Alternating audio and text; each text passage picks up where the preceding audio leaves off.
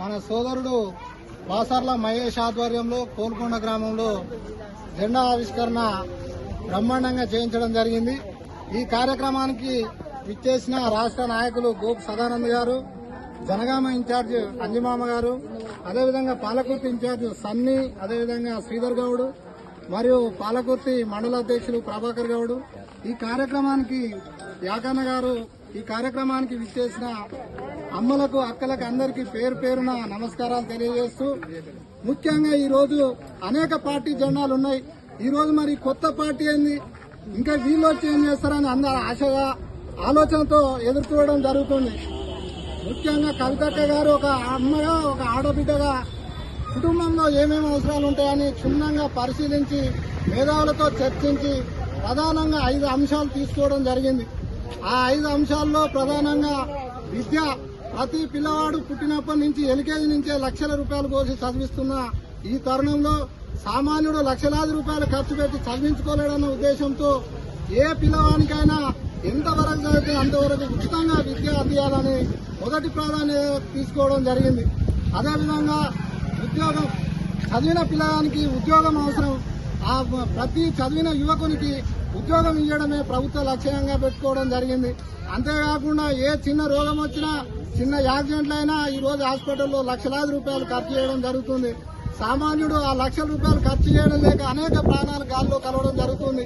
ప్రతి పేదలకు వైద్యం అనేది తమ జన్మ హక్కు. ప్రతి పౌరునికి వైద్యం ఫ్రీగా అందియాలనే ఉద్దేశంతో వైద్యం కూడా ఫ్రీగా ఇస్తానని చెప్పడం జరిగింది. అంతేకాకుండా ఈరోజు రైతులు మన తెలంగాణలో సుమారు 70-80% రైతాంగం మీదనే ఆధారపడి ఉంటుంది. రైతు సుభిక్షంగా ఉంటేనే రాజ్యం చల్లగా ఉంటుందనే ఉద్దేశంతో రైతును రాజును చేయాలన్న అంశాన్ని 4వ అంశంగా చేర్చడం జరిగింది. ఇవన్నింటినీ జోడిస్తూ ఇవాళ మన పాలకుర్తి గడ్డ మీద చూడొచ్చు, తెలంగాణ వ్యాప్తంగా చూడొచ్చు, అంత అగ్రవర్ణాలదే రాజ్యాధికారం అయిపోయింది.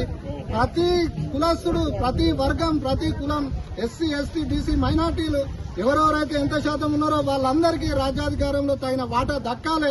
ఎవరు ఎంతమంది ఉన్నారో అంతమంది ఎమ్మెల్యే టికెట్ ఇవ్వాల్సిందే అని సామాజిక తెలంగాణ 5వ అంశంగా పాంచజన్యంగా పెట్టుకుని ఈరోజు టీఆర్ఎస్ ముందుకు రావడం జరిగింది.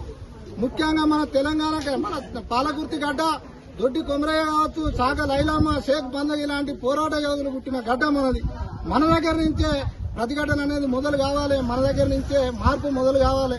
మీరు చూస్తున్నారు, మేము చూస్తున్నాం. మా వయసు చిన్నదైనప్పటికీ కొన్ని సంవత్సరాలుగా చూస్తుంటే రెడ్డి, రావు అగ్రవర్ణాలకు తప్ప ఏ బీసీ నాయకుడు దరిదాపులో కూడా పోయిన చరిత్ర లేదు.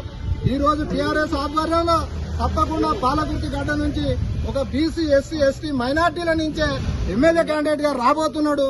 కావున తప్పకుండా మీరందరూ ఆశీర్వదించి కలుపుల్లో కోతల్లో మీరు కలిసిన దగ్గర కవితక్క గారి నిర్ణయాలు, ఈ 5 నిర్ణయాలను మీరు పాలు పంచుకొని ప్రజల్లోకి తీసుకెళ్లి రాబో రోజులలో తప్పకుండా టీఆర్ఎస్ పార్టీని అధికారంలోకి తెచ్చినట్టయితే ఎస్సీ, ఎస్టీ, బీసీ, మైనార్టీలకే కాకుండా మహిళలకు కూడా 50% ఇవ్వాలని ఒక మహిళగా తను కొట్లాడడం జరుగుతుంది.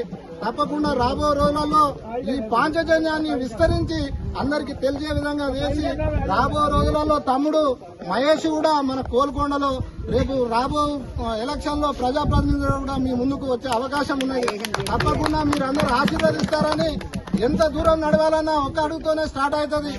ఇవాళ ఒకరు ఇద్దరే కావచ్చు, రాబో రోజులలో ఈ ఒకరు ఇద్దరే వేల మందిగా మారి రాబో రోజుల్లో ప్రపంచం సృష్టిస్తారని ఆశిస్తూ మీరందరూ టీఆర్ఎస్ ను ఆశీర్వదిస్తారని తెలియజేస్తూ ఇక్కడికి వచ్చిన గ్రామ పెద్దలకు, పార్టీ నాయకులకు, వివిధ హోదాల నుంచి వచ్చిన అందరికీ పేరు పేరున కృతజ్ఞతలు తెలియజేస్తూ మరొకసారి శుభాకాంక్షలు తెలియజేస్తున్నాను.